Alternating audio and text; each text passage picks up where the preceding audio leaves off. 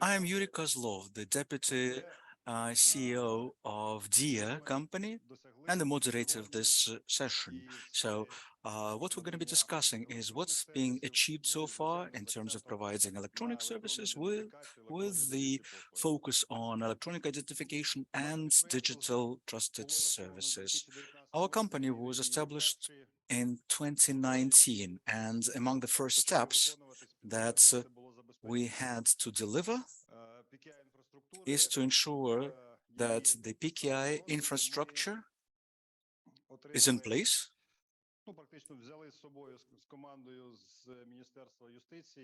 And actually, our team used the software designed for the Ministry of Justice, namely their certification center. But then our team moved the ministry and launched this DIA company, ensuring that from day one, all the products delivered by our programmers stay safe and meet and comply with the Ukrainian legislation, both in terms of the trusted services and the protection of personal information. The main certification center of the Ministry of Justice probably is a well-known authority for you. You know why, and it's being established and what it's working on. But if you look at what we did 10 years ago with the same software tool to connect various information systems that use qualified digital signature to generate such signatures or to confirm them. And during 1 year, last year, the audit of the authenticity of the certificates from our users is 702 million. Quite a workload on our software tool, especially since we've been modifying it in the time of the all-out invasion. Early 2022, my team made it possible for the system of trusted services to be fully operational and would be continuing to operate in the toughest times. So we were ready to meet any challenge.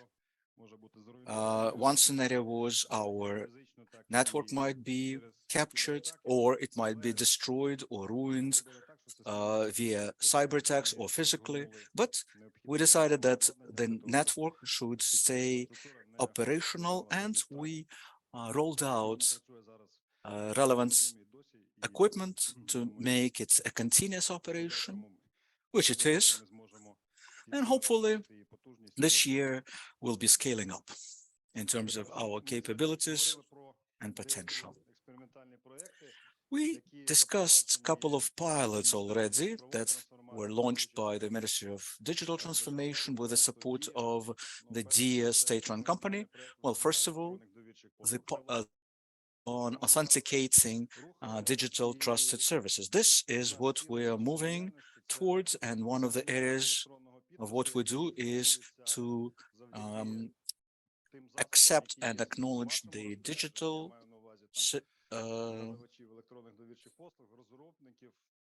trusted services, because you, as providers of those services, would have needed hardware and software to ensure that at least EU will acknowledge our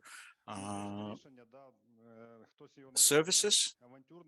Some people believe that it's overly ambitious project, but when we launched this pilot, we decided that all of the qualified digital signatures issued in EU will be accepted as first-hand signature. It sounds weird on the surface, but if you analyze what processes are happening in this on this market of digital trusted services in Europe, the existence of a particular provider in this registry deprives anyone from any doubts that this particular person or client has trusted and reliable certified keys and signatures, etc., etc. But things are slightly different here in Ukraine, and today we've already tried to explain it why. My colleague Volodymyr Kozik mentioned that we need to go through the certification and compliance assessment procedures so that our signatures and our services will be accepted and acknowledged in Europe. And this DIA company and the providers of trusted services and the certification center, we are already getting ready to meet those publicly stated goals and objectives to happen. We filed the requests to be authorized to go through this procedure, and so we're getting prepared for this authority when given to us. And then we plan to go through all of those procedures this year.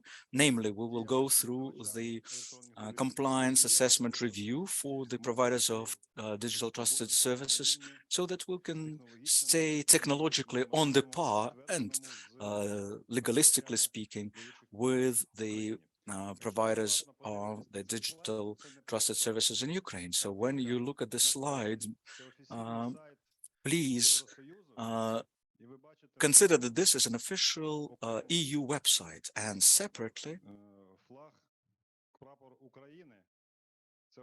there's a flag of Ukraine here, which means that this trusted list that we came up with during the pilot has been tested by special commissions and laboratories in the EU, and they acknowledged its compliance with all of the standards and requirements, stating that its structure fully meets technical specifications. And now the state of Ukraine is officially present at the website, where other participants are all the other EU authorities that deal with the digital trusted services in the EU. It was not that easy to get there, but we did it. What does it entail for us? Well, and I'm addressing the providers of digital trusted services. All of you can join this pilot by applying to our central certification center. We will free of charge issue to you the root certificates, and you'll get to the certificate links, allowing your customers, your clients, to get instrumentally involved in this pilot. That is to say, your customers, your clients could sign documents which would be validated at the open resources of the EU, including the use of this trusted list, and only then you would feel what it takes to ensure trans-border exchange of documents. So how will it happen? What you see here is a blueprint of our pilot. Namely, we have an open resource on the integrated system of electronic identification, a widget of a signature, and at the bottom you can see there DIA PIDPIS beta test.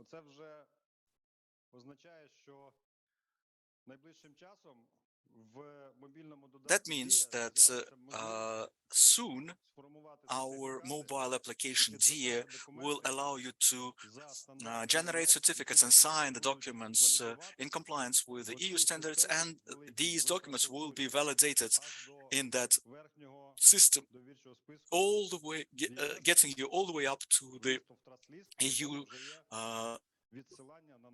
list of trusted actors with reference to the similar trusted list here in Ukraine.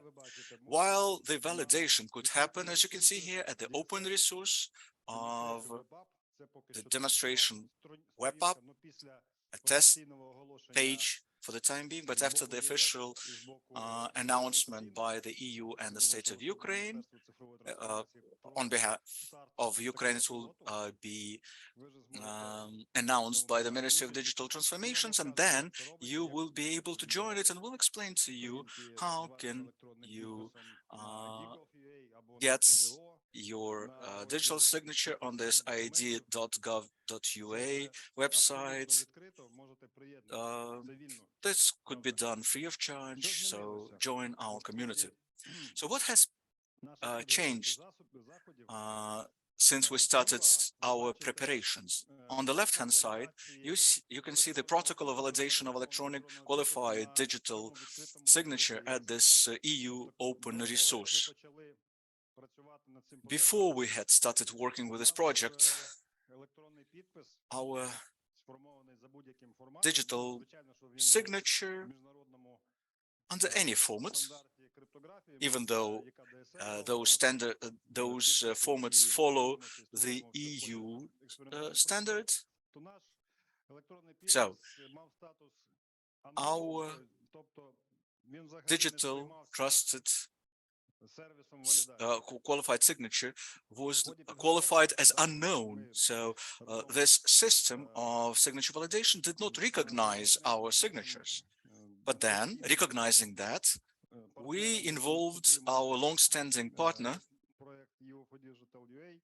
EU for Digital UA, the USA project, and we got in touch with similar programs in the EU, shared with them our qualified certificates, the lists of our trustees, and as a result, you can see here, the status has been changed. And finally, it meets fully the EU norms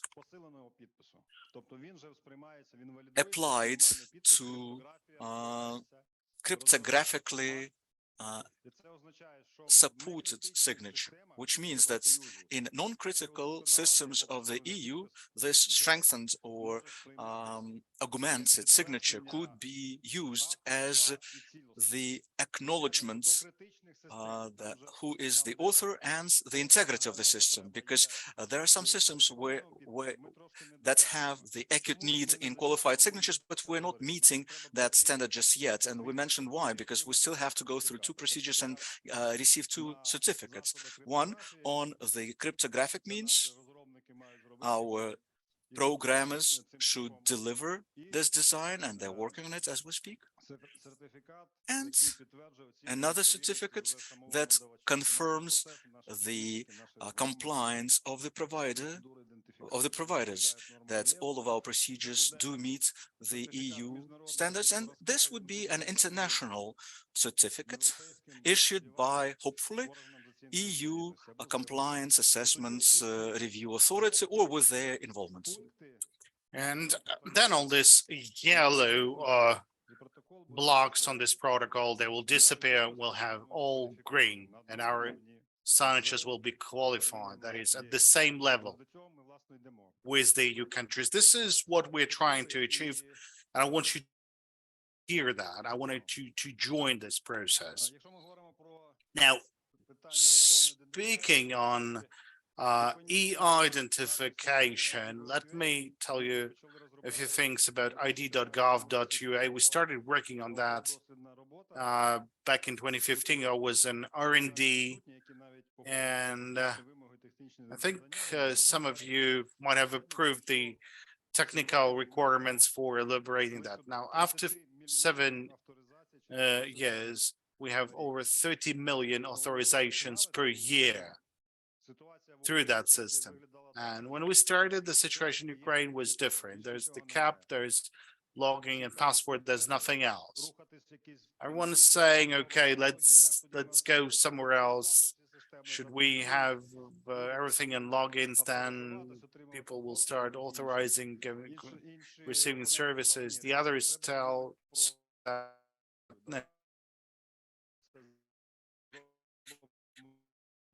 to think of this, everything else.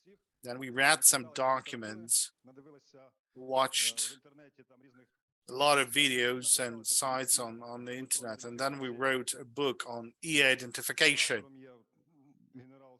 And General Porte is the co-author of this book. So I remember us writing that book, and there were a lot of skepticism, like, hey, what are you doing? Why are you like working with this banking authentication? We don't believe in that, but still, this banking ID has become one of the most popular,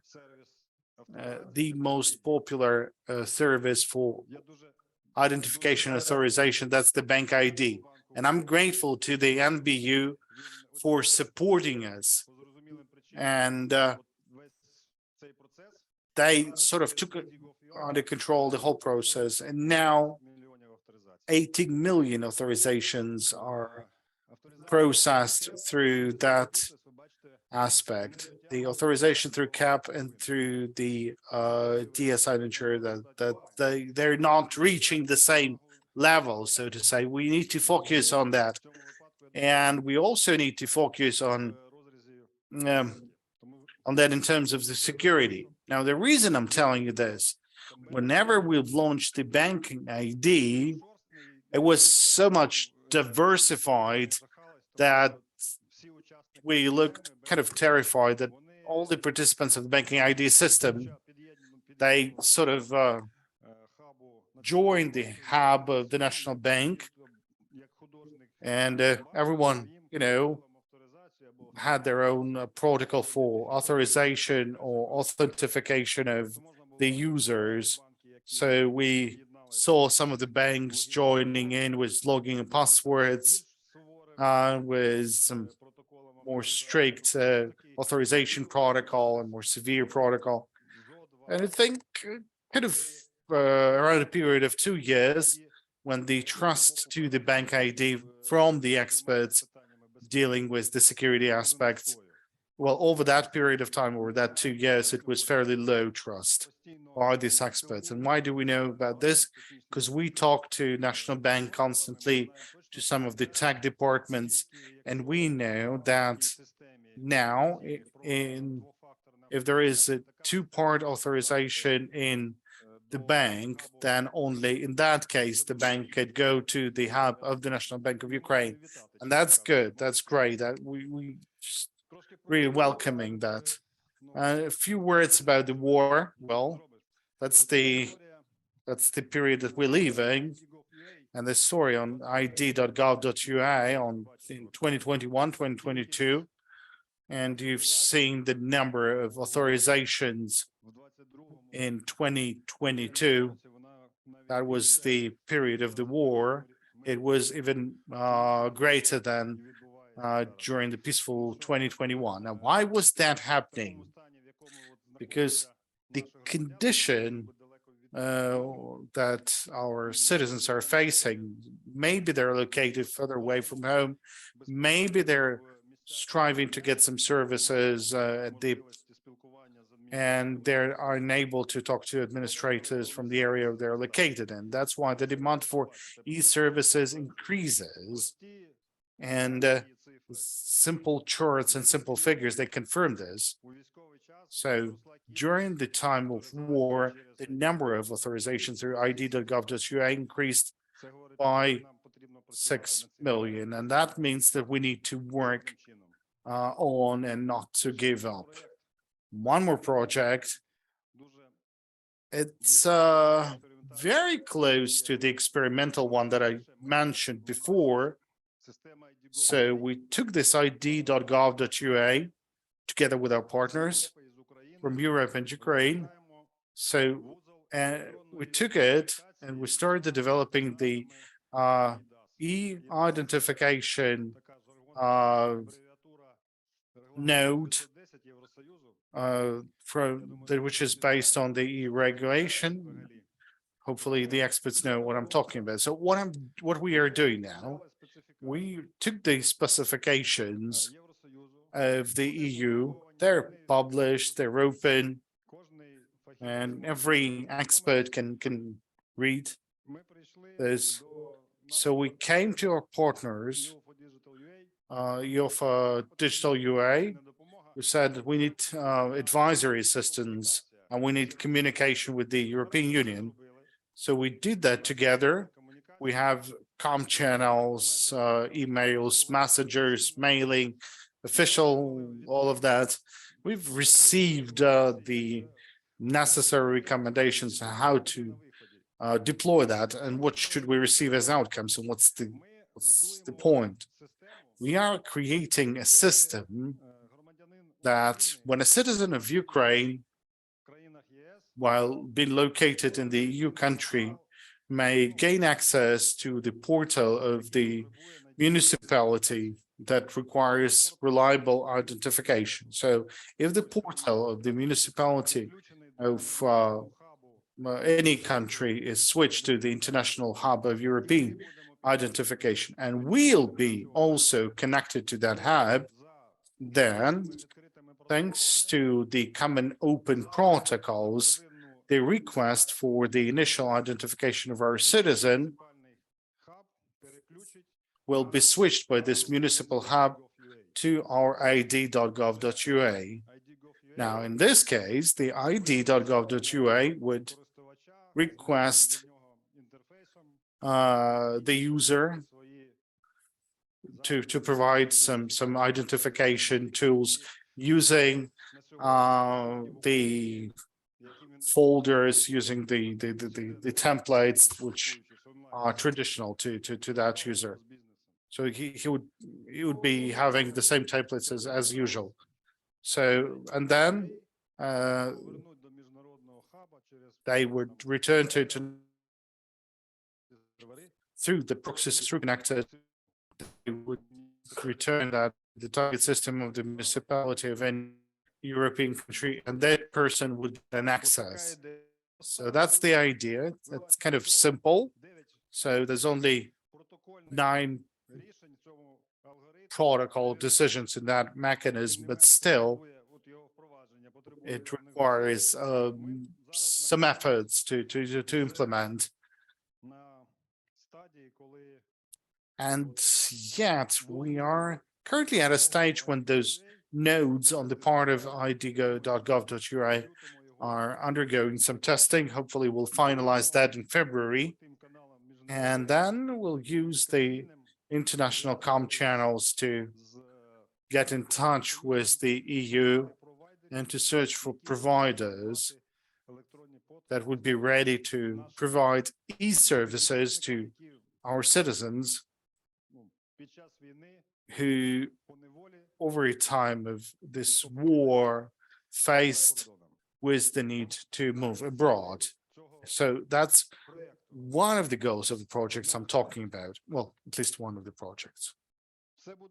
So everything's going to be very easy, very comfortable interface, and we'll do some identification in the reverse kind of mode. So the citizens of Ukraine might be logging into the European servers while being in Ukraine, or the citizen of Ukraine who came to Ukraine and he would need to get access to the electronic court system. And we've learned just recently that there's many cases like that, maybe thousands, maybe tens of thousands non-residents that are applying to the court systems in order to receive some services. I mean, from our court.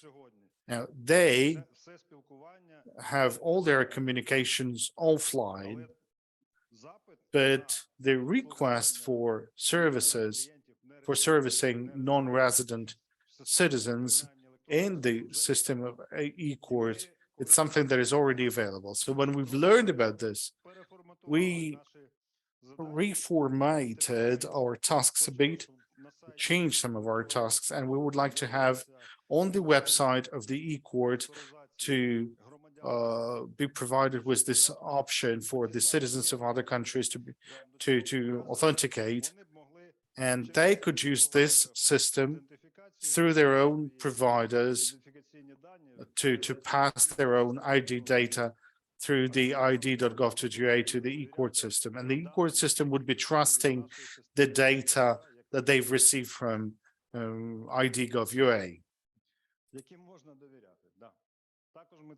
So this is something that we are launching as well in 2023. That's what we're going to do. Now, do we need to talk about the DIA mobile app?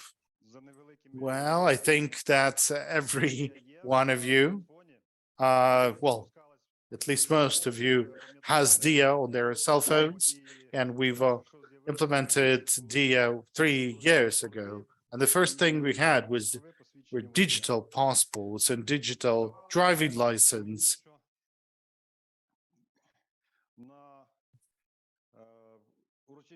And I thought that during the ceremonies at the Parkovay Center, I think there was a couple of thousands of people, and there was a skepticism kind of flying in the air that someone is, inventing a bicycle. Why do we need these e-documents in the cell phone?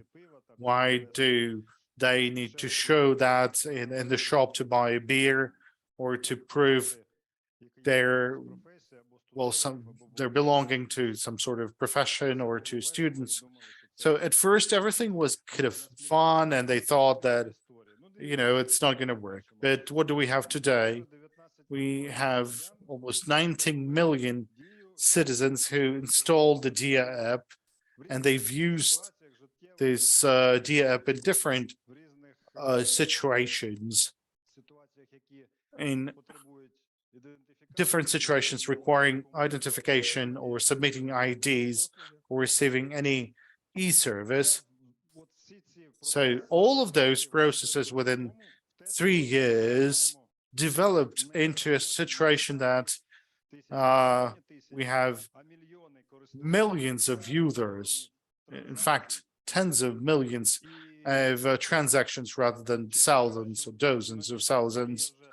And sometimes, you're starting to feel awkward when you get up in the morning and your friends are like messaging you, why haven't you launched this service yet? That's very, very useful for our country, for our citizens. I'm saying like, hey, look, we are launching that in 2 weeks, and basically we're launching this or that services in 2 weeks, sometimes like 1 month. Someone, I remember, laughed at this service called like Bulb in DIA app. Still, it was very useful, and should you think what would be the results? I mean, how much money was saved by the country on the electricity? Now it's becoming clear that hundreds of thousands of bulbs were replaced. If anyone is interested in that, now that you can take a look. That's the graphs per different years. Now that sort of shows the DIA app users. So people age 20 to 55, these are the users of the DIA app.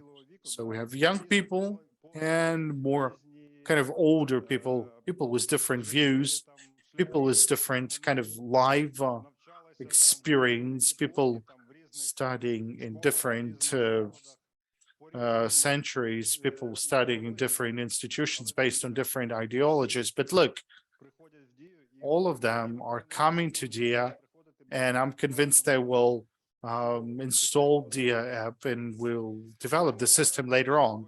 Now, why are we talking about the DIA app at the PKI Forum? Because DIA has become, well, we can debate about this, but still, DIA complies with the regulatory acts of Ukraine and the European Union as the electronic identification source, because that's material or non-material asset which contains identification data. So we have 25 different documents in DIA app, and they contain ID data. Now, why is that any better or any worse than CAP certificate or the data that we are receiving through the bank ID or through the other system? I mean, we've visualized that a bit because in the beginning, it looked like a wonderful app in the cell phone, but later on, DIA is the electronic identification device, and it's a reliable one. And already this year, when certain laws will be passed, and we've already mentioned some of them, that is going to be, if we'll pass the proper assessment, it will be considered as the electronic identification device with significant level of trust. That's our goal, and we are trying to achieve that. But just as electronic digital signature on a protected in the protected environment.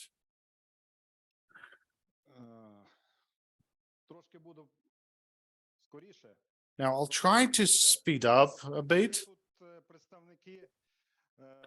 We have the representatives of the qualified providers of electronic trusted services.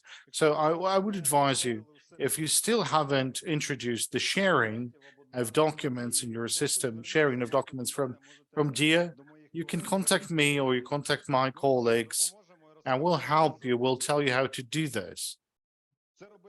So it's all very easy. It's very convenient for your customers because they will come and you're giving the client an opportunity to share his identification data. His phone becomes an ID source, and you, since you have a database of the customers, and you might receive in whatever way you like. You can have a digital passport in the PDF format signed with the qualified seal of our system called DIA. So all of this data would be validated and confirmed. You can receive XML or JSON. It will be also signed and it will be included into your database wonderfully. So this is something that works. We have.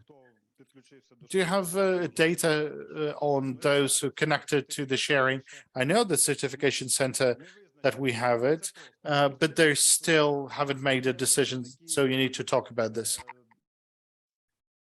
Over here, we have representatives of the DIA team, and I haven't pushed hard that they should promote the sharing functionality just yet, but less archives, less hard copies of the documents. Everything is in the soft copy. You send the electronic application to be granted the certificate and digital services, and the archive of your e-documents is being designed, and all that could be done with the use of this sharing functionality. There are other services there as well. DIA QR is another one. It's not that much for mid-size businesses, but small businesses, and using QR code, you can share your identification data in the format I showed previously. For instance, you enter a hotel or a drugstore and they want your ID data,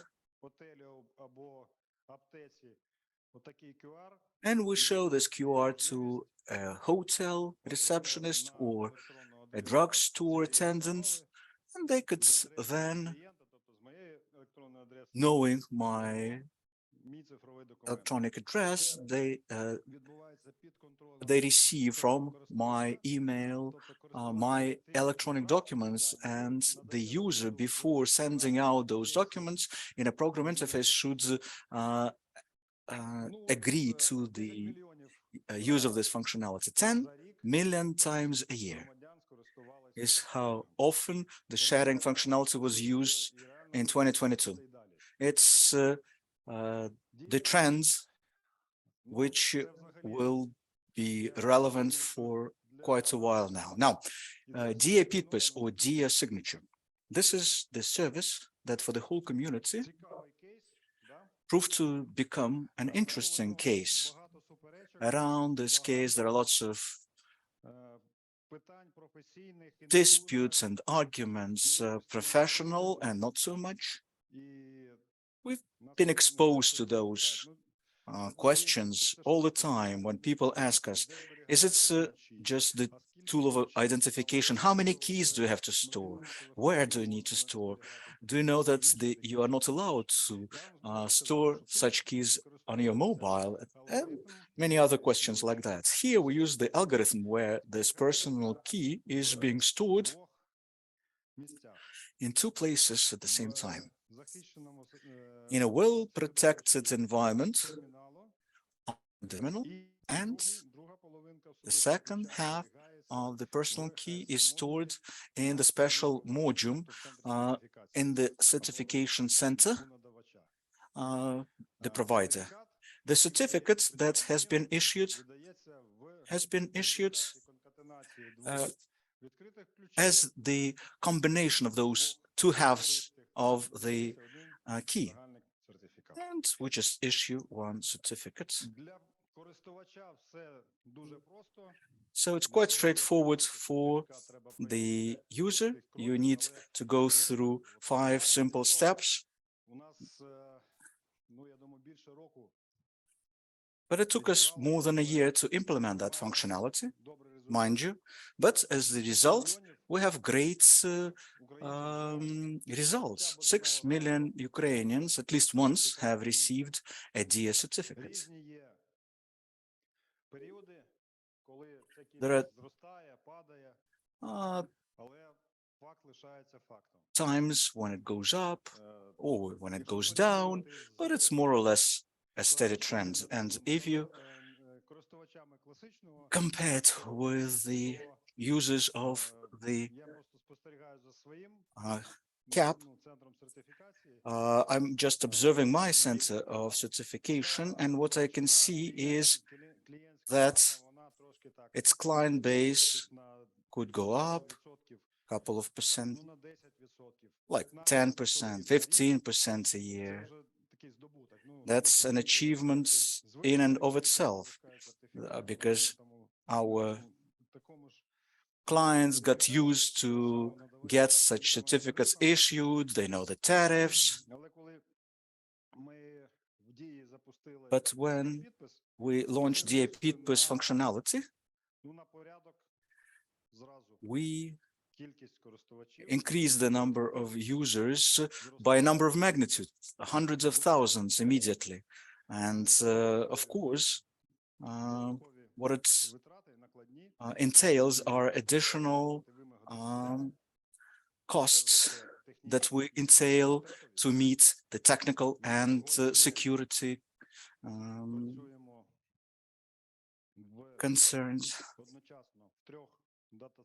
And currently we operate in 3 data centers simultaneously, using private clouds, as well as in active mode.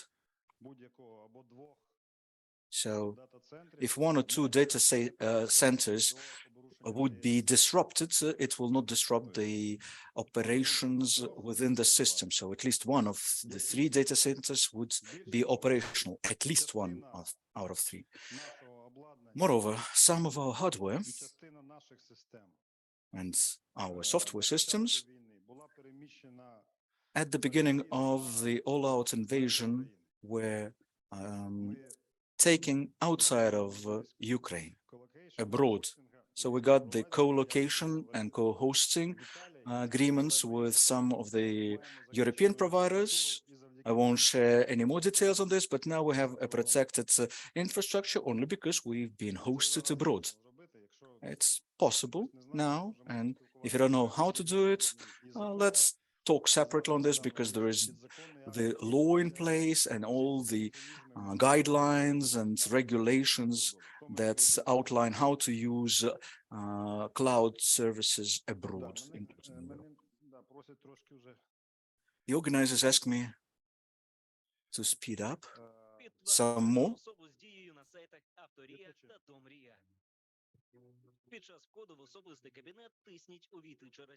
Push enter via DIA in your electronic cabinet, and then DIA signature functionality will help you to avoid fake documents, making the signing of documents safe and secured. So become the partner of DIA. Let me tell you this much, without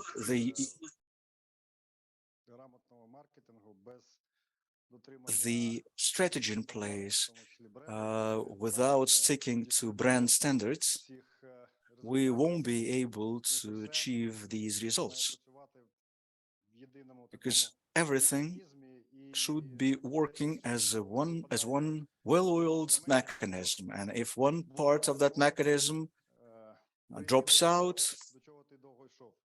well, it's tough to achieve your ultimate goals.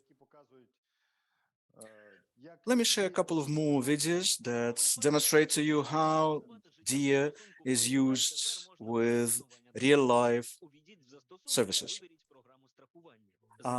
Insurance functionality: tick all the boxes, share copies of documents via DIA, and confirm the sending of a copy. That's all. All you need to do is make your first yearly payment, and within an hour you'll get the insurance policy and your life is being insured.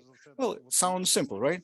And that was our ultimate goal, was that the user should find it comfortable and user-friendly.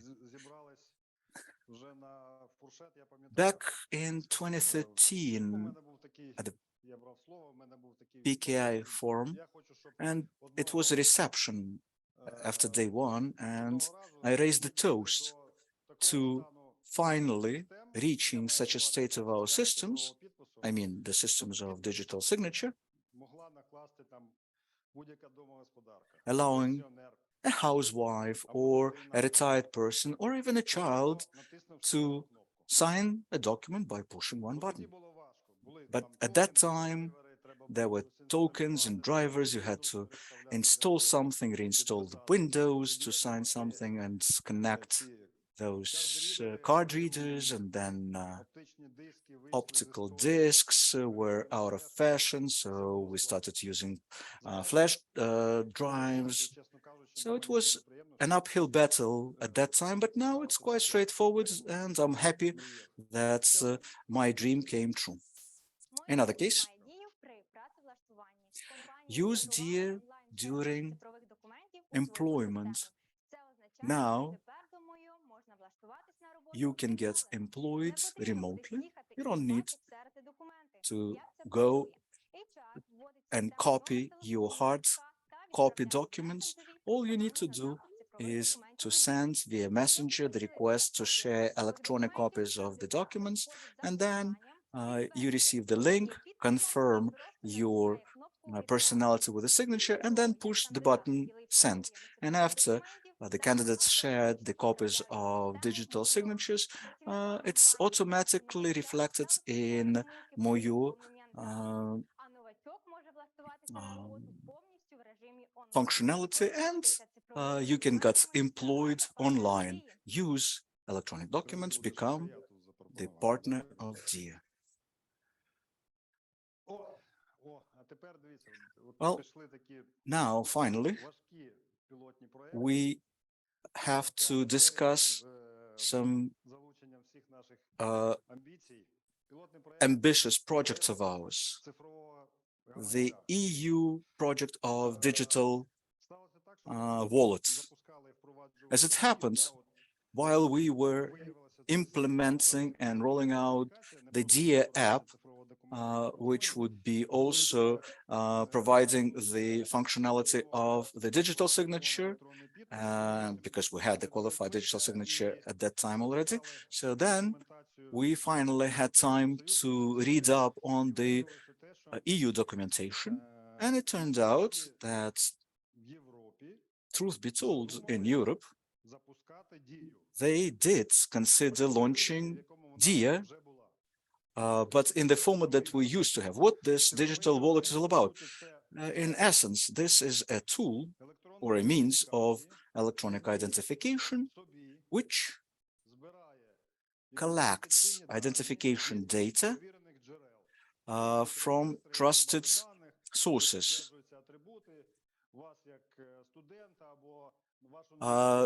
Attributes of you as a student or as a member of the bar, the insurers community, the sailors association, doesn't matter, private or state-run. So importantly, the exchange of data and documents should be well protected. And all around that, naturally, we'll have yet another layer of guidelines and procedures. The layer that allows the policymakers to come up with the relevant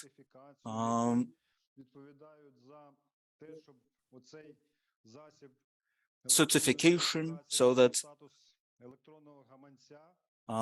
this would gain the status of electronic digital wallet. And I might sound overly optimistic here, but at least here in Ukraine, this model proved to be 90% operational.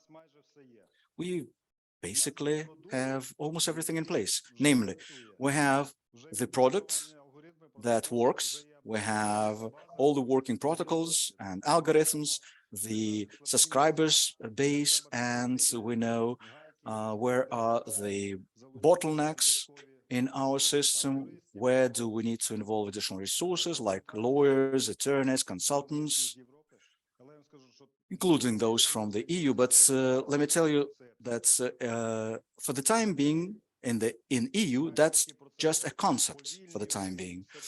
Their processes are slow and well-paced, initially more than a year of discussions at the conceptual level.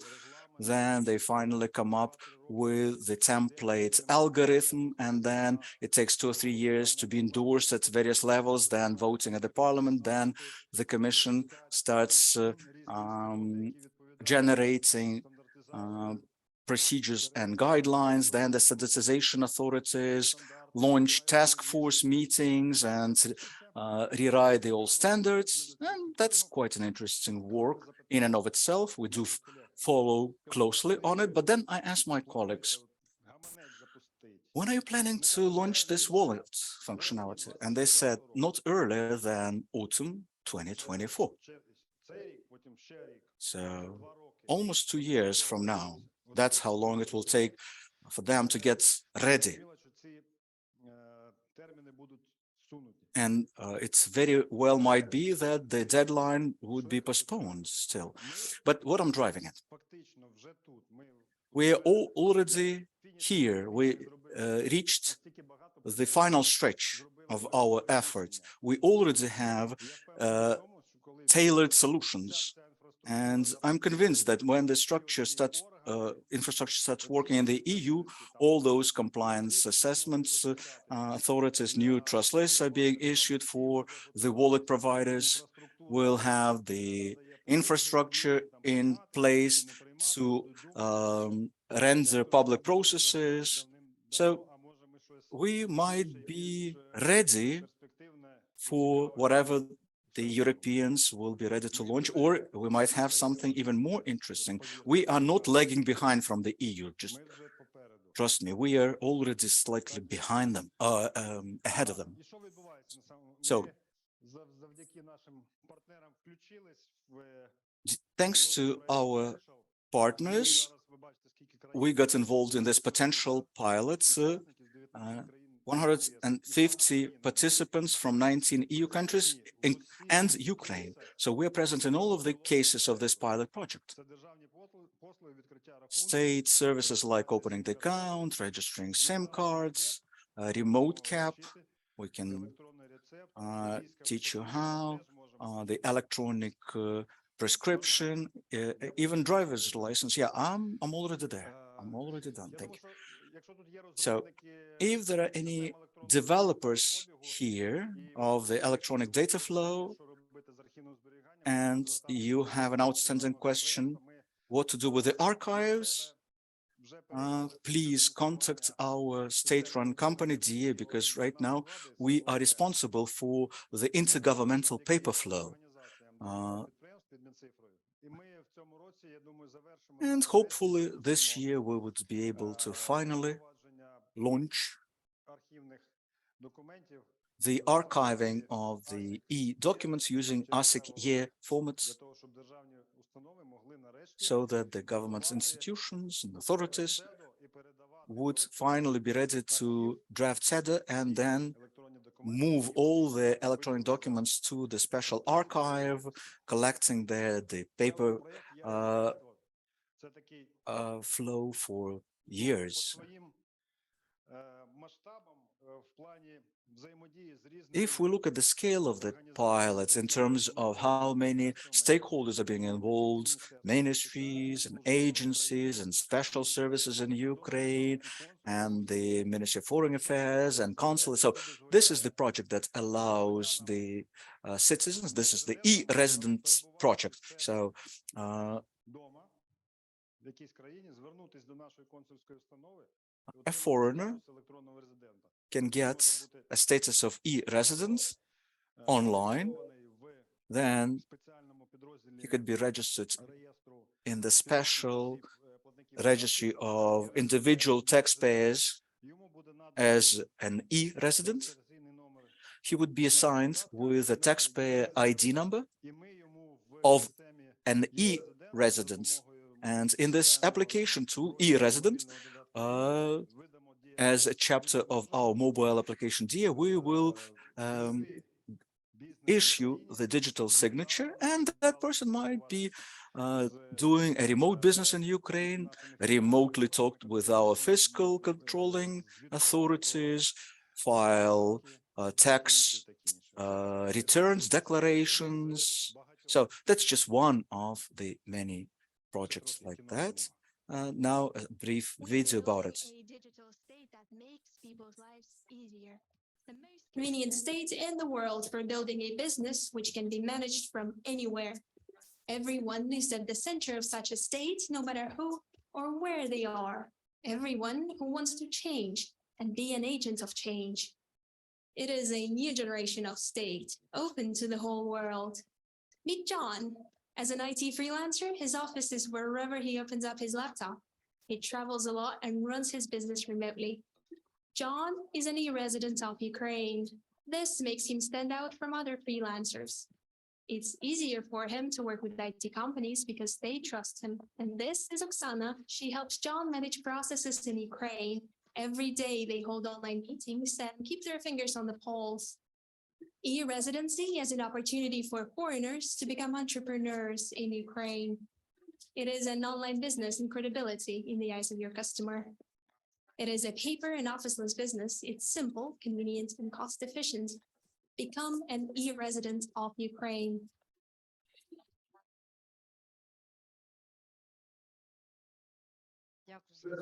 Okay, thank you.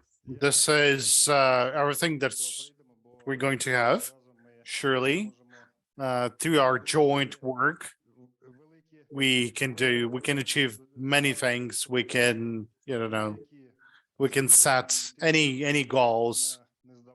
And what's most important is to stay committed till the very end. And thank you for coming to this forum. I want every one of you to think of our colleagues who are not with us right now, but on the front lines, allowing us to work in the rear, allowing us to do something that is very useful both for the civilians and for the military. Once again, would like to offer the words of thanks for keeping up with us, for being the same community. So thank you, Yuri. Thank you for being with us.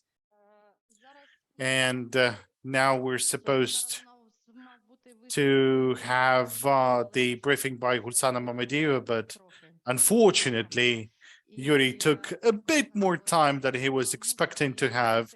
So the colleague that was supposed to replace Ms. Mamedieva, she went to another meeting. So I'd like to pass the floor to Irina Shostak, the head of the expert group on the development of e-identification and e-trusted services of the Directorate for the Development of Digitalization of the Ministry of Digital Transformation.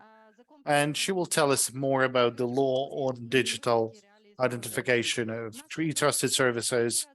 And then we'll have two more speakers. Vilma from Lithuania, she'll join us online, and she will tell us about the ID wallet project. Yura already started talking about this, but she's one of the EU experts. So under her supervision, there's this cooperation. And then we'll have Roman Proskorovsky. Surely you know him. And he will tell us about the PKI and the financial system. And don't think that we'll have a lot of time for Q&A session, but still, if you would like to continue with our discussion, you just tell us, you just write us, so that we would stay for a bit longer.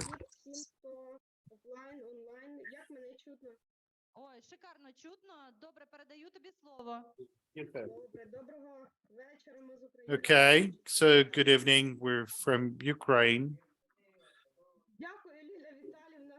So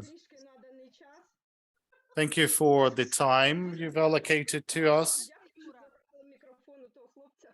And thank you for picking up the microphone from Yuri because he was speaking too much.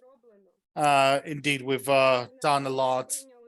And finally, we've adopted the law on e-identification trusted services.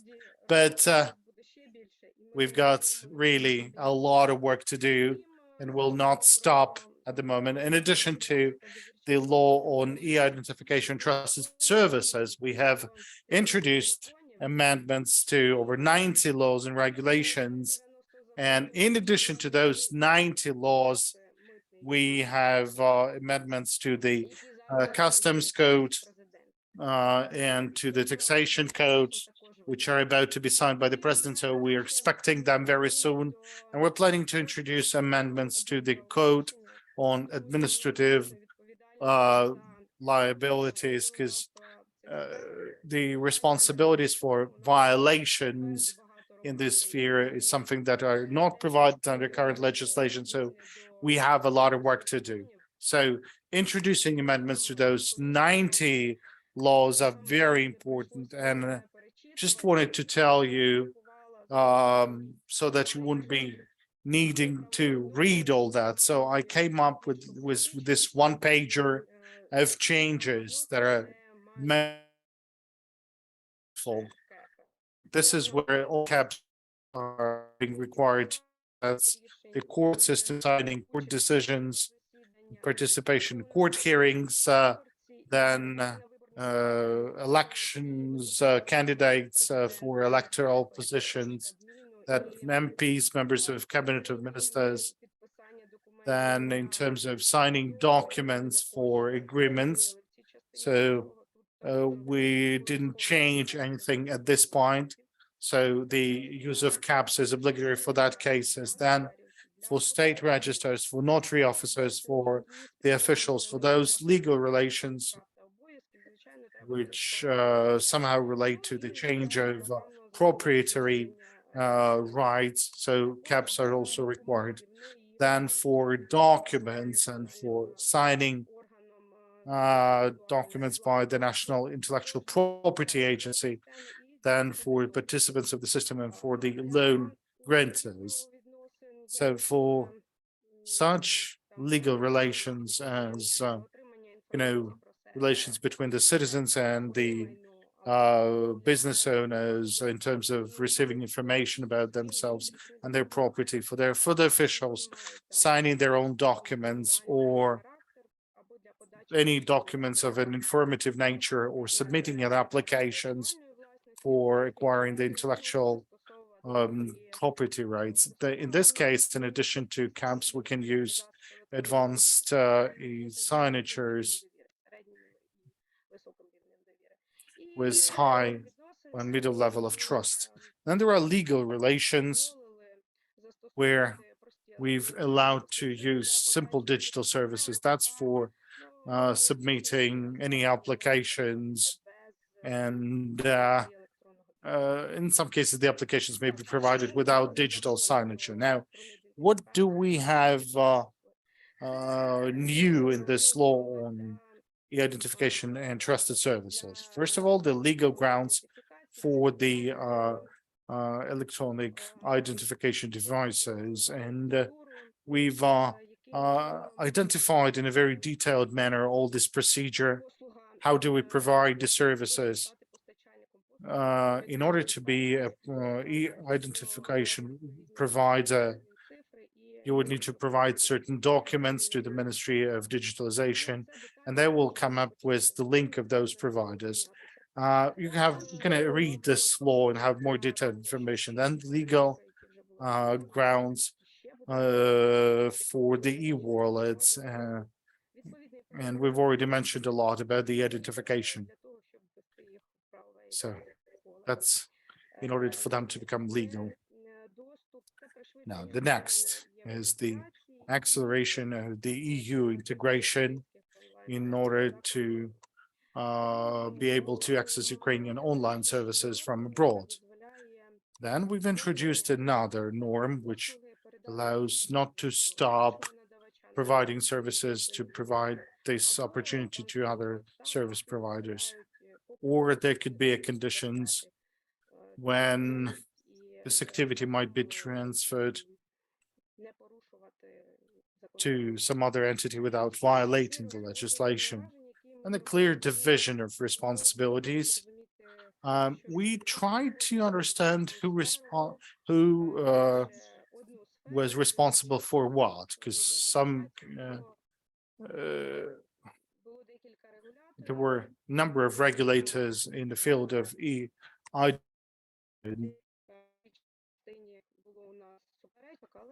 and we had a number of controversies in that area. We clearly identified who's the regulator, who's the controlling agency, who serves as the administrator.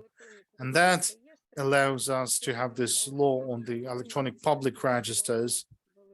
So we've introduced this norms into our law. Now, what has changed? Just wanted to tell you more about the norms that have become valid, because the law is becoming valid after a year since its adoption. That means that it's going to be happening on the 31st of December 2013, so right on the New Year Eve. So the norms that have become valid already, that's Article 22 of the law that provides for the remote identification. As in the past, we can personally identify and get the service. We can do that remotely through the valid certificate. So that's not a new function, but there's two new opportunities when we can get identified remotely when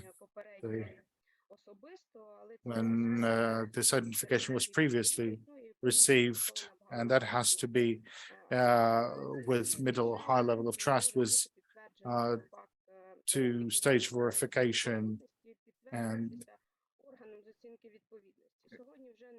today we've heard about this procedure for the compliance assessment procedure. So how do we get the necessary legal relations? Now, in accordance to the valid law, there has to be a mechanism approved by the Cabinet of Ministers. But what is the procedure? How should we supply this document? So how do you prove all of that? Nobody knew. So we thought a lot that together with their colleagues from Ministry of Digitalization and the future agency on the compliance assessment with all the interested parties, we've liberated the draft regulation on the mechanism for the e-identification. Now, this draft is currently coordinated by the Ministry of Justice and will be submitted for the consideration of Cabinet of Ministers.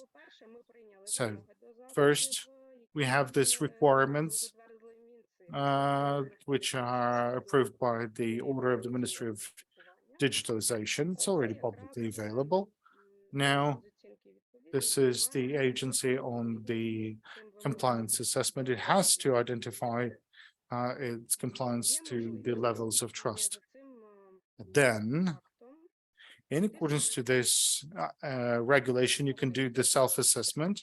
You can fill in the checklist, which contains references to the relevant requirements. If the supplier of identification services would like to become one, he can do the self-assessment. And if that entity would like to have a device with made a high level of trust, then he would need to pass the compliance assessment. The only exception are for those devices with low level of trust and those with the expert assessments of triple SCA because they already have the high level of trust. But these providers have to run the self-assessment and provide that to the Ministry of Digitalization. And then they will provide it to the Cabinet of Ministers to approve the mechanism for the identification. Now, why have we done this?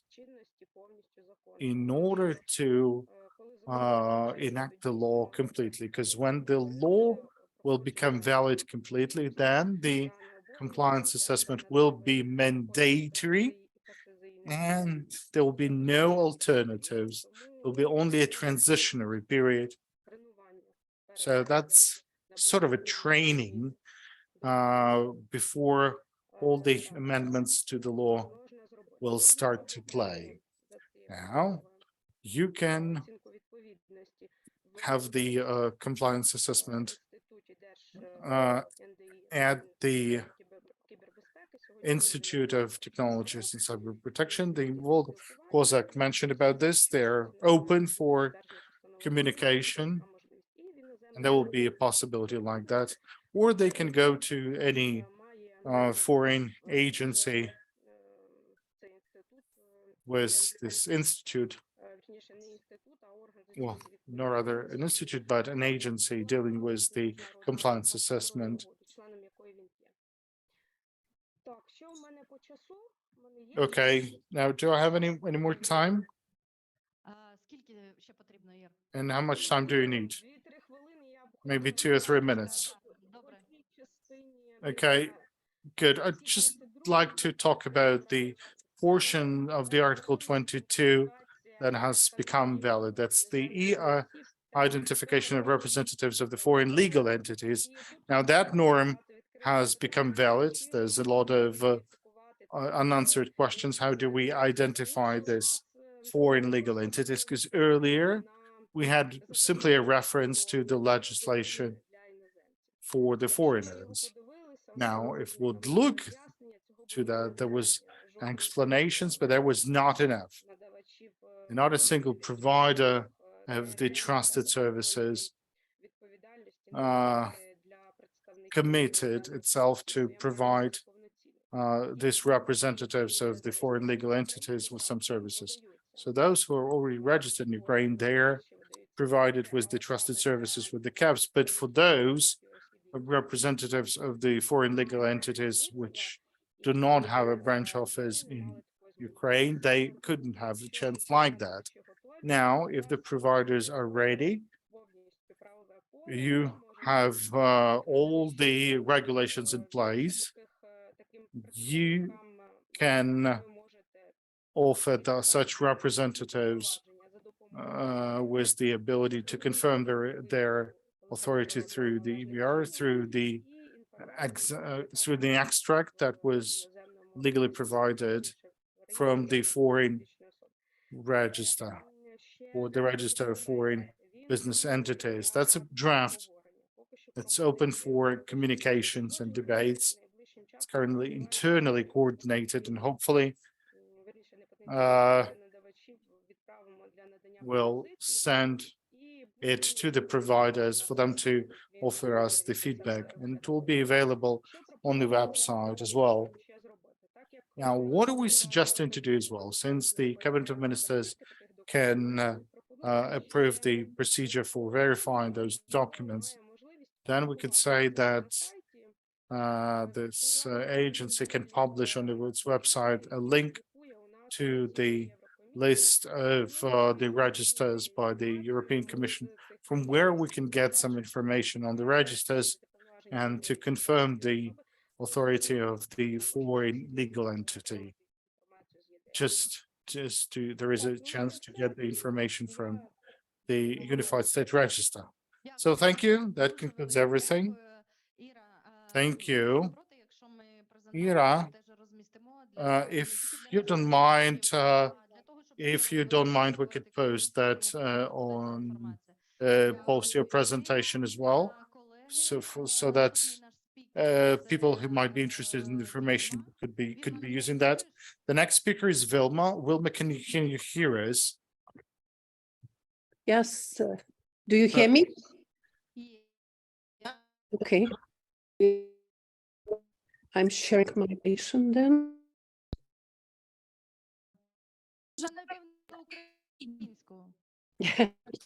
I've learned Ukrainian already. Not No? yet. I can understand, but just a moment. Vilma, a big request. Could you please stay within 15 minutes, okay? I'll do. I'm trying to find where is my presentation. Oh gosh. I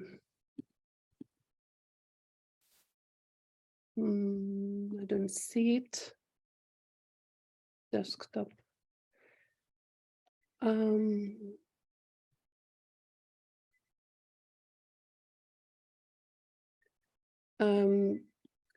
I can't share it. I don't know why. So share. Okay. Maybe it does not allow me. Aš kalbu konferencijai, negaliu kalbėti.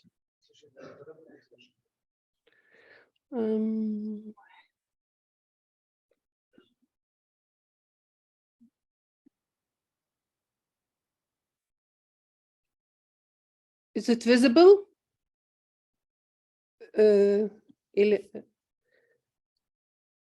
Or not? Лиля, видно или нет? Нет, пока не видна презентация. Если хочешь, мы можем отсюда запустить. Ты же нам прислала. Да, я не, I don't know. Okay. Нет? Не смогут. No. Okay, I'm Give it a trying. try. Посерединке там демонстрация презентации. И надо, чтобы она открыта была у тебя на экране. Да, это она открыта. Need to open. Она открыта, теперь посерединке там должен быть демонстрация. Да, есть, но у меня не работает почему-то. Да, сейчас я уточню.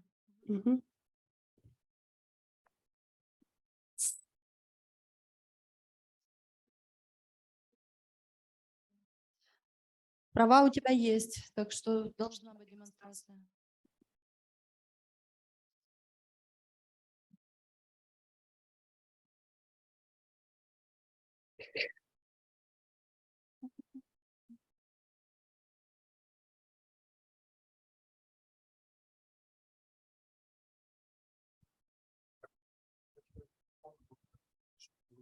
I don't know why it's not working.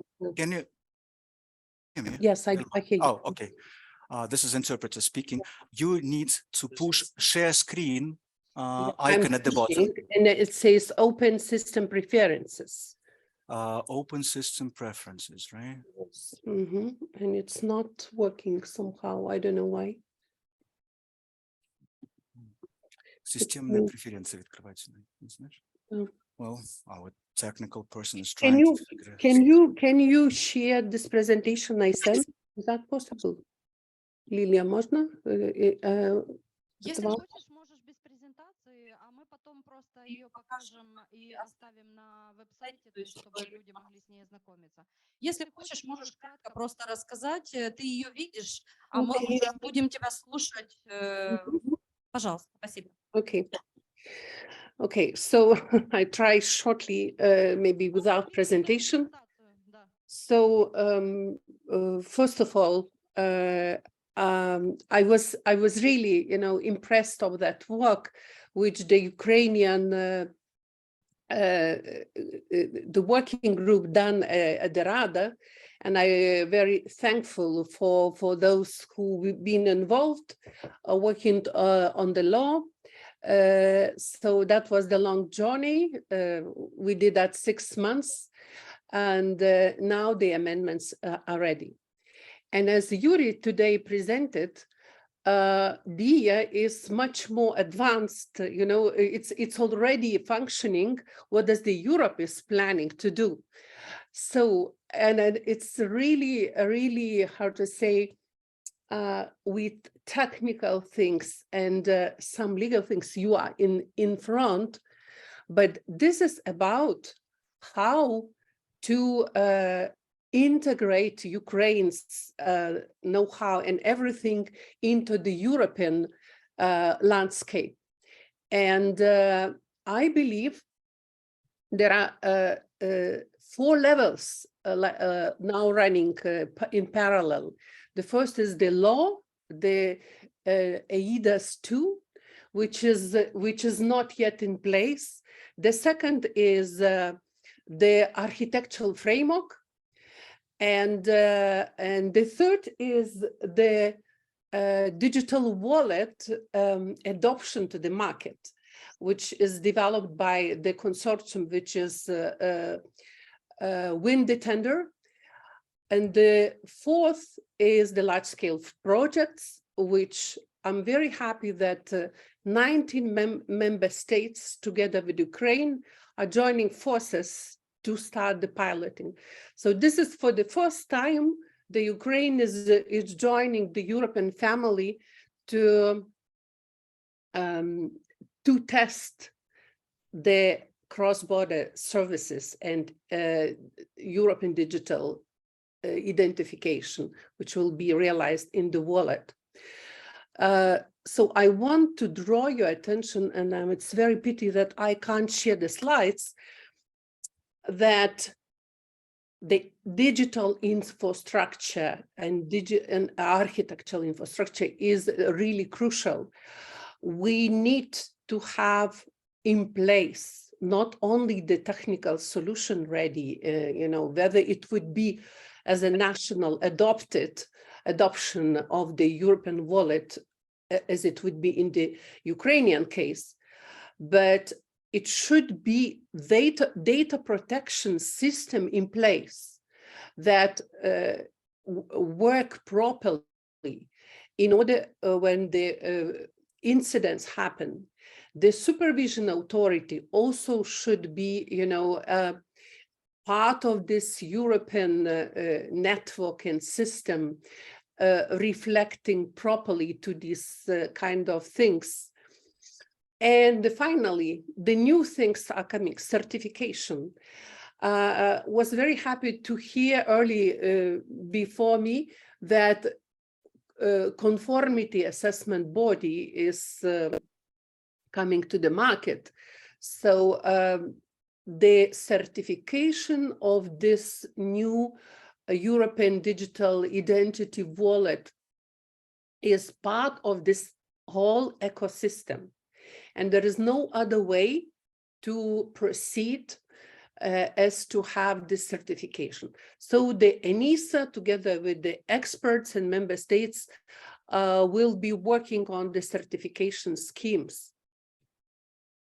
Moreover, as I have a slide, very good slide, but you will see that later, that currently cybersecurity elements and as a old system are embedded into the 8 legal acts: NIS Directive, Radio Equipment Directive, EU Chips Act, EIDAS Regulation, EU Cybersecurity Act, GDPR, and Cyber Resilience Act, which just was launched in proposal was launched in September, and finally Artificial Intelligence Act.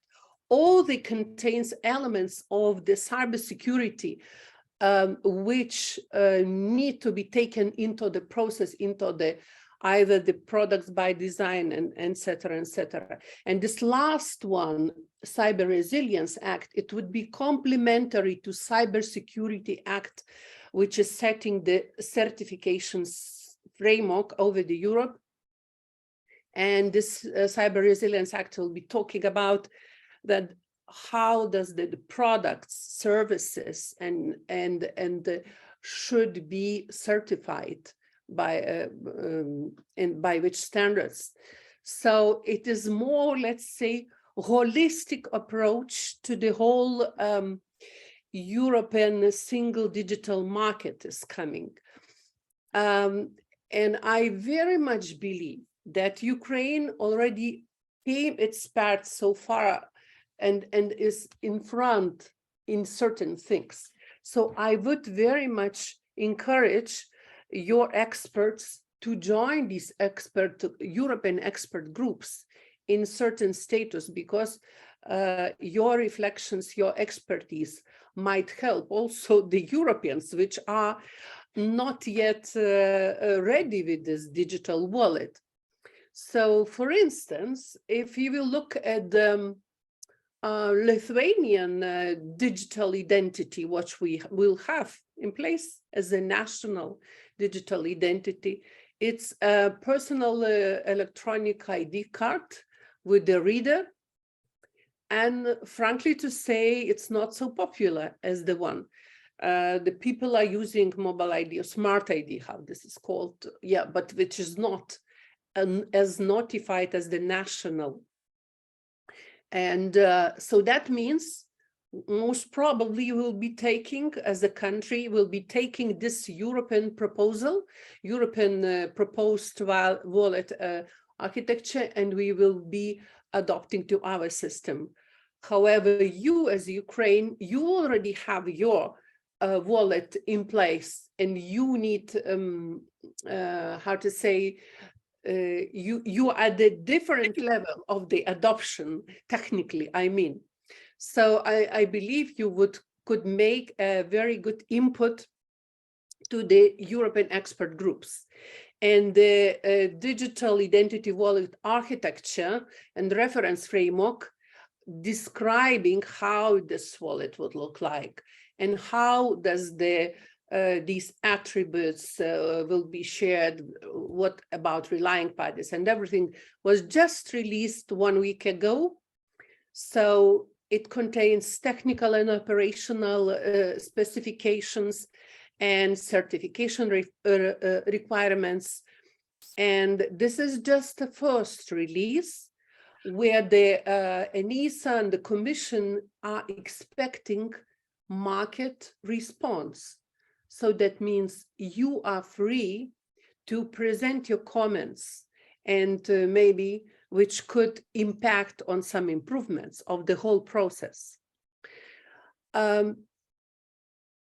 So I'm okay. So the new EIDAS revision is the key element is European digital identity, and there are some others. I probably will not go into so many details, but certification of the wallet, which is very important.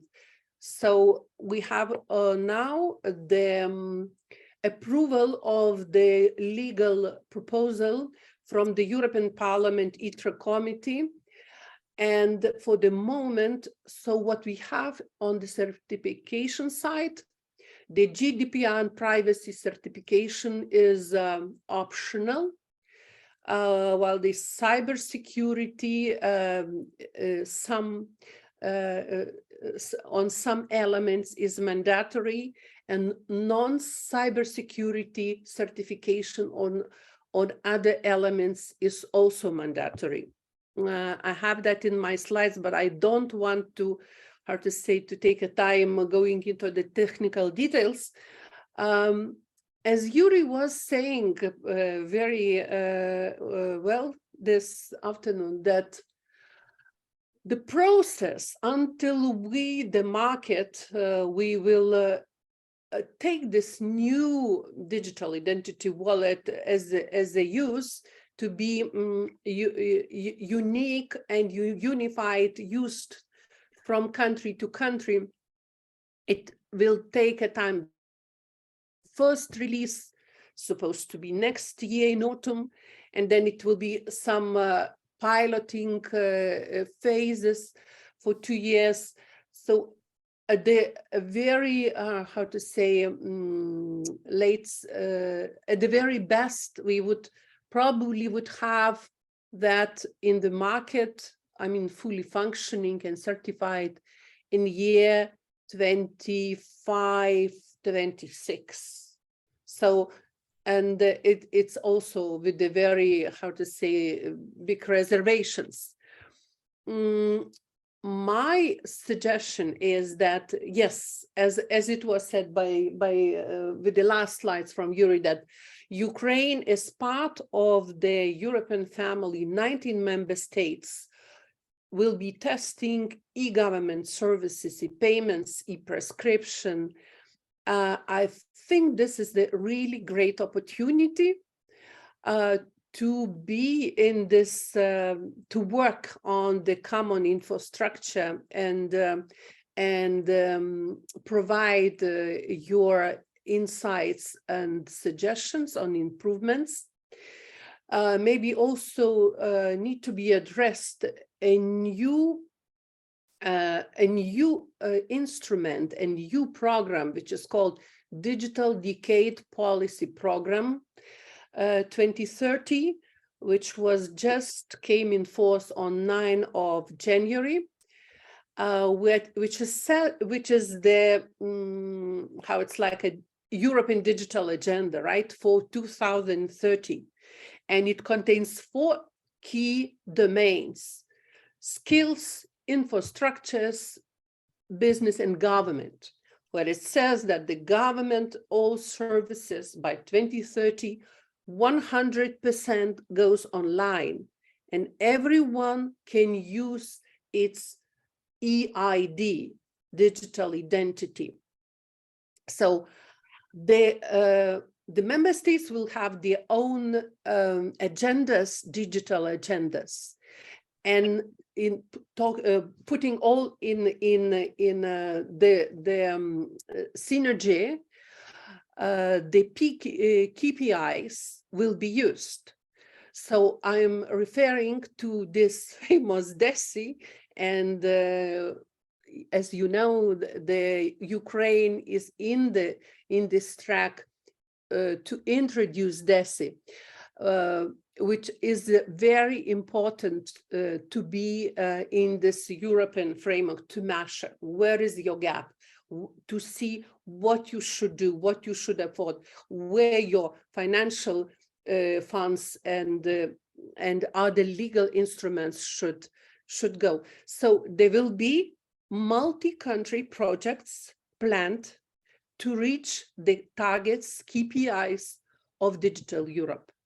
And it comes in several directions: common data infrastructures and services, network of cybersecurity operational centers, connected public administration, including also blockchain services infrastructure, digital skills, training in cybersecurity. So therefore, I'm just trying to wrap up, to finish. It's trust services EID. These are the key elements of all these infrastructures and services. But it's not as a panacea, you know, these are just components. And the services itself, they need to be adopted. Yes, so if Ukrainians could be able to use the DIA identification to connect Lithuanian e-government services. So it's just one part. These services should be adopted for Ukrainians, specifically, for instance, they can use, you know, or for any health or whatever. So I'm calling that for the closer collaboration, and we already working with some of you to build certain cooperation platform to go into bilateral and multilateral projects. And by this, I would like to finish. And sorry, you know, for my presentation not here. I would be happy to continue working with you, and I believe digital Ukraine would have a brilliant future. And I'm repeating, as I said my first time when I was speaking in the PKI Forum in something like 2018, that I very much believe that Ukraine, it firstly join single digital market. It will join it first, and when it will, and lately it will become the true European family member. So for that, I'm wishing all great success for you. And I am admiring that, you know, in such a terrible circumstances, you still managed to make a big progress with the laws, with the digital infrastructure protection, with the digital skills. So you are an example for Europe, and thank you for protecting our freedom and democracy.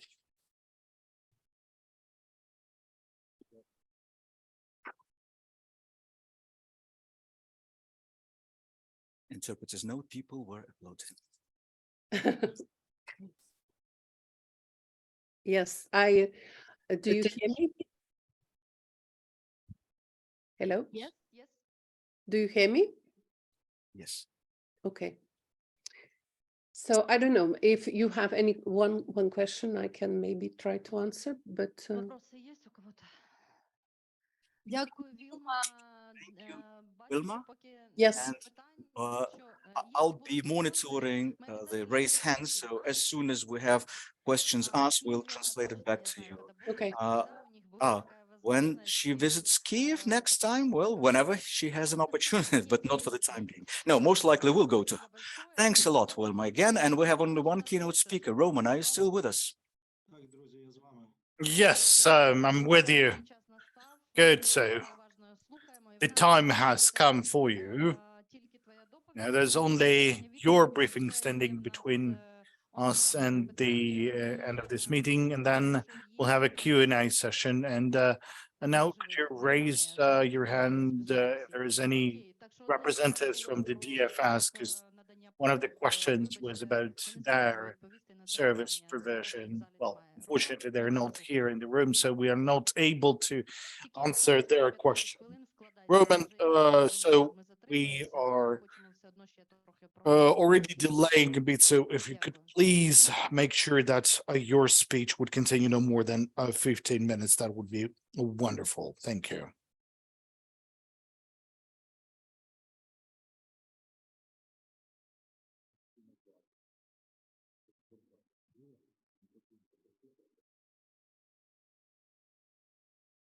Рома, ти нас чуєш? Roma, can you hear us? Well, just a second. Well, can you see my presentation? Yes, we do now. So you can see one of the slides. That's wonderful. I really want to have a chance, to navigate the presentation.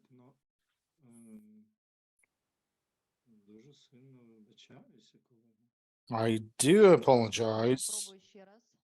Roma, you need to try once again.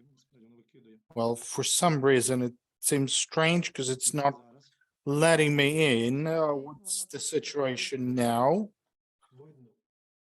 Good. Nope, not yet.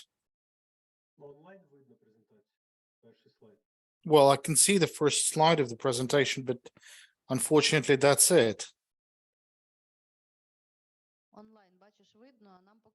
Well, we can see that online, but unfortunately, there's no chance for us to see so. Okay, finally, we do have the presentation with us.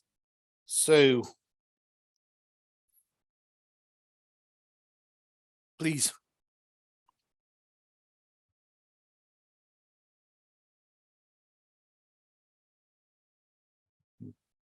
No sound yet. So we can see your presentation, but unfortunately we can't see you now.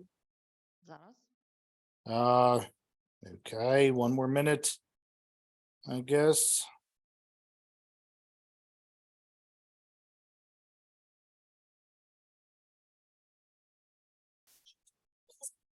Я його не чую. Я в мене пише.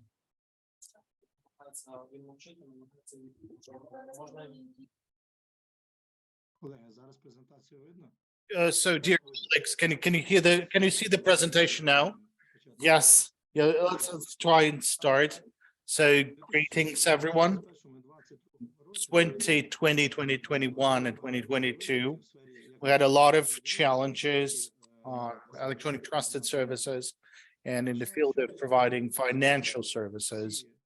I believe both the regulators and the controlling agencies, I think we coped with all those challenges because providing services didn't stop during the coronavirus pandemics and during the war.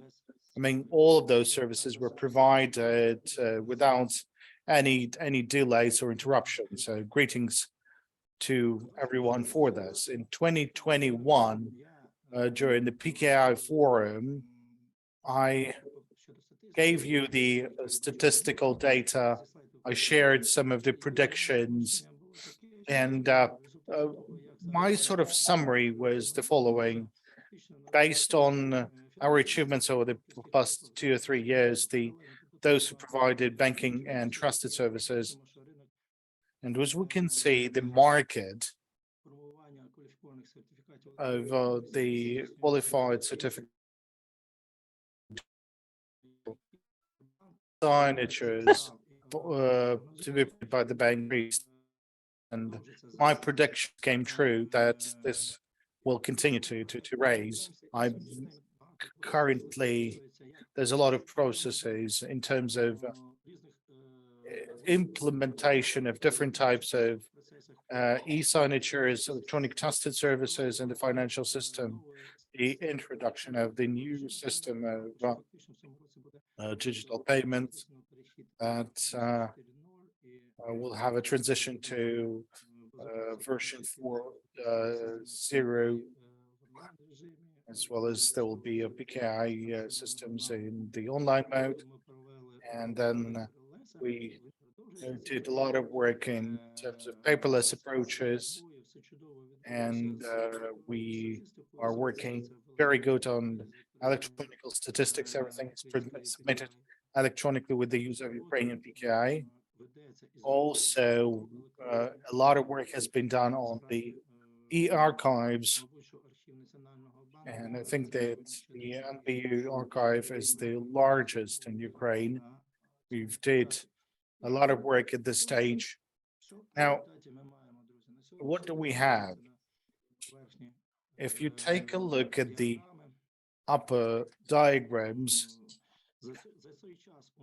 over this period of time, part of the providers who were the banks, we have 11 providers, and the number of certificates in 2021 has been increasing, and it almost doubled every year. In 2021, we had 16 regions, and I'm taking the statistics from the central registry as of the end of the year. So in 2021, there was a slight reduction. We understand why was that happening, but that's the statistics. Now, I predicted that the market will be transitioning to those of the providers that are the banks, and it's not that the services being reduced, but in fact, they have increased. So we can also see then a percentage increase in terms of the providers. So there's different lists that are characterized by different decisions made by different providers. So there's a number of interesting figures. There's some disadvantages, but they're mostly related to the fact that the certificate is being issued for 2 years. So sometimes there's a decrease, but the trend is increasing, even though not as high as we would like it to see.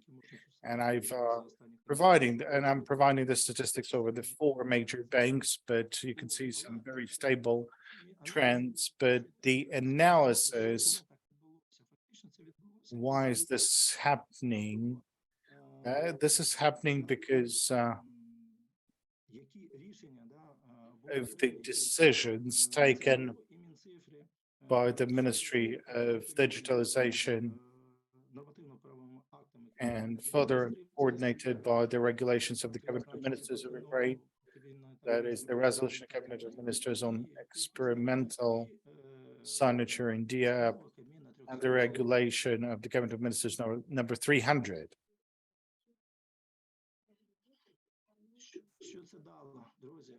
Now, what do we have out of that? Everyone was mentioning DIA, Yura was mentioning DIA, and surely this is the project for the Ministry of Digitalization in Ukraine as a whole. I believe that the experimental project DIA signature is very successful because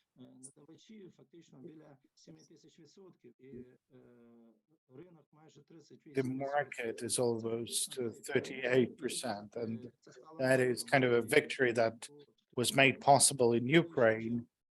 Now, considering such a significant success of the project, we're adopting that for sure. So we wanted to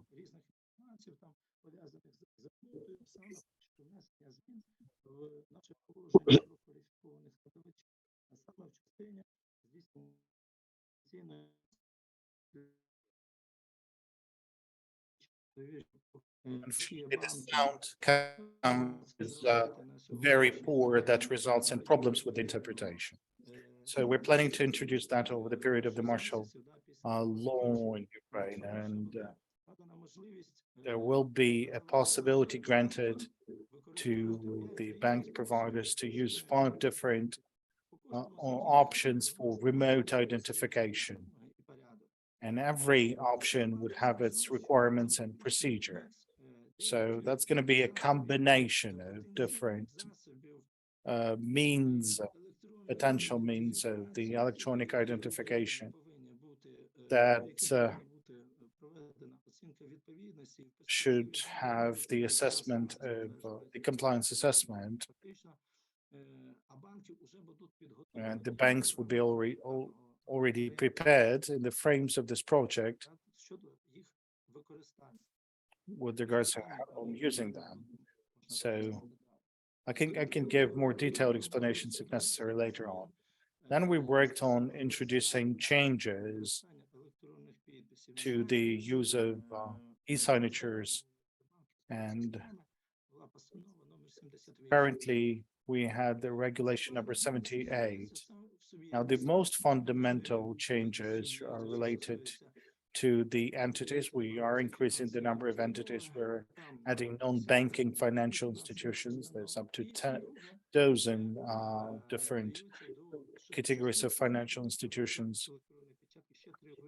Then there's 3 more types of signatures and seals being added. So these are not just the lists, but some specific rules of the game and the requirements to the processes, and more specifically how to use those. All of that is mentioned in this regulation. That's to do with the digital electronic service, signature in device.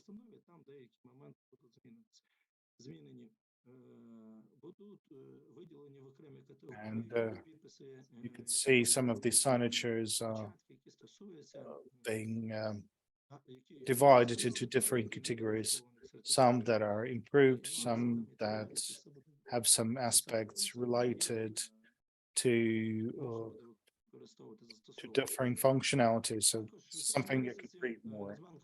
Then in June, the National Bank of Ukraine passed a regulation. Unfortunately, no sound. So there is a need to recognize the qualified signatures and seal from the qualified providers, and also the unfortunately no sound at the moment. So the major work that we've done, we are planning to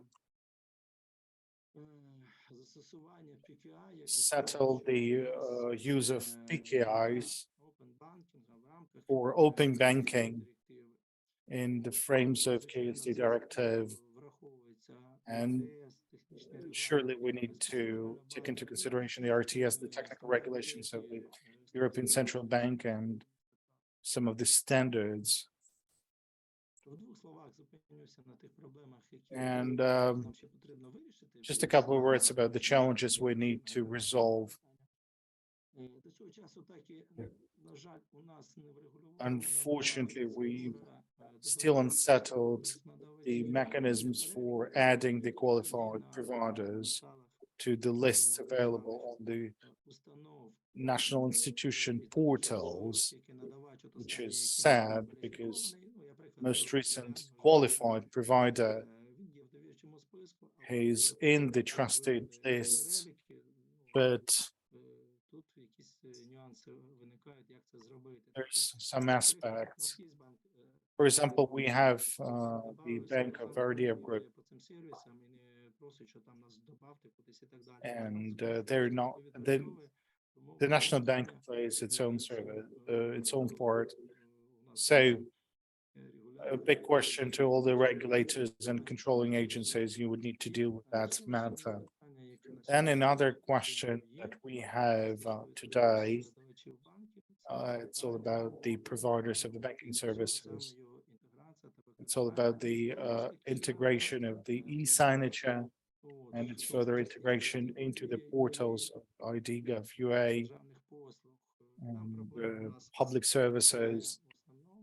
The main challenge is all about the minor aspects of implementing the designers and integrating different solutions. It's very topical.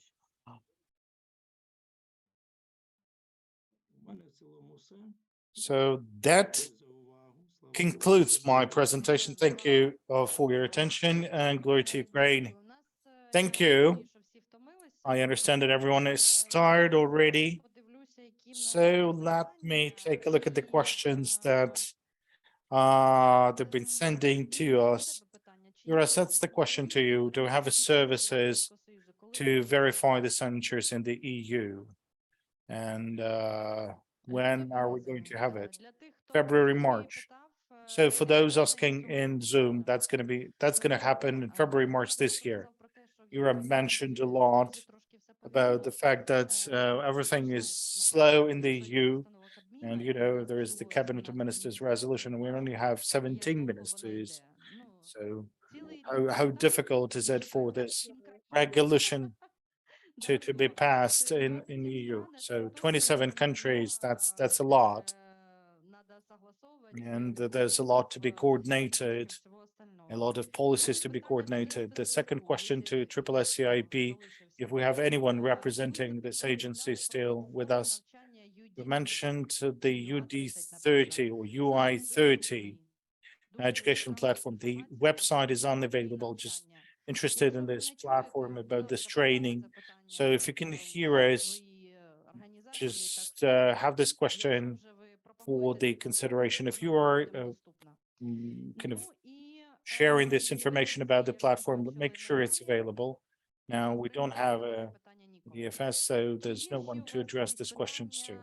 Any other questions, any proposals, any comments?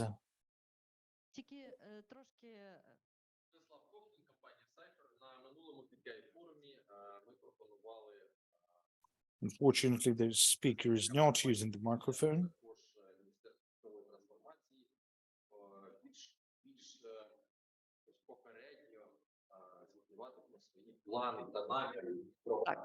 Так. Ми стикаємося з тим, що щось починає відбувати. І от це ми знаємо, це як план. Як звичайні громадяни, да.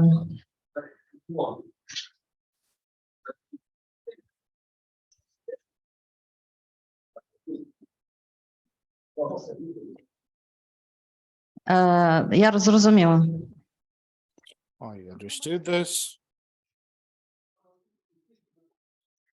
Я думаю, що ми як Well, I think that we as the mediator in this matter and this public-private cooperation will try to make it in a democratic way and to notify the people well in advance, and to do that on the basis of some professional platform. That has to transfer from something which is annual to small sort of a discussion club. I think they have a newsletter of some sort.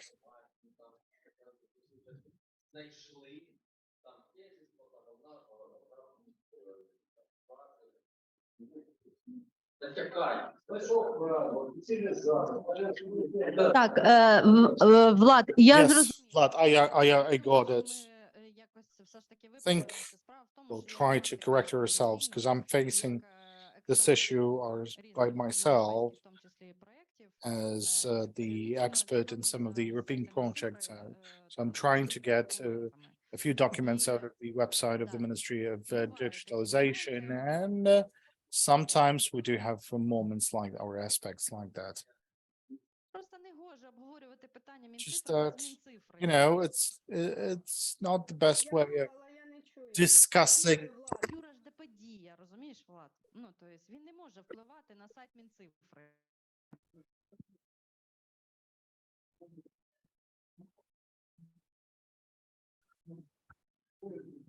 Страшна штука, іди вже. Я доб'ю вже до кінця. Ви... Та слухай, Я думаю, час переходити на солоденьке, підсолодити життя і перенести цю дискусію. I believe it's high time for us to move next door. Colleagues, I'm grateful for you joining us here today. Hopefully, as always, you were treated to sumptuous presentations, and as always, you will be able to upload them from the website. The link we'll share with you later. And if there are any outstanding issues, please send those to the email address of our association, and then by involving the partners, we'll handle your concerns. Again, that's a great pleasure to see all of you, those who were not scared by the missile attacks and other atrocious things. And I can only hope that next time when we meet, it might be even earlier than next February. But let's not try to plan too much ahead, because we still face lots of tough challenges. So right now I cannot promise to you how often and when again we're gonna meet. In those 11 years, we have missed 2 years, once during the COVID time, and then last year because the whole country was facing a lethal challenge. So thank you. I officially proclaim this forum concluded. I'll wait for your proposals about the wording of the minutes of our forum, so that we're gonna involve all the needed stakeholders to help achieve joint goals. Thank you and see you next time. Чекає ще чай, кава і солоденьке. Не проходьте мимо, бо вже мене офіціанти чуть не побили, сказали, що якщо ще хтось пройде мимо, будуть давати з собою всім.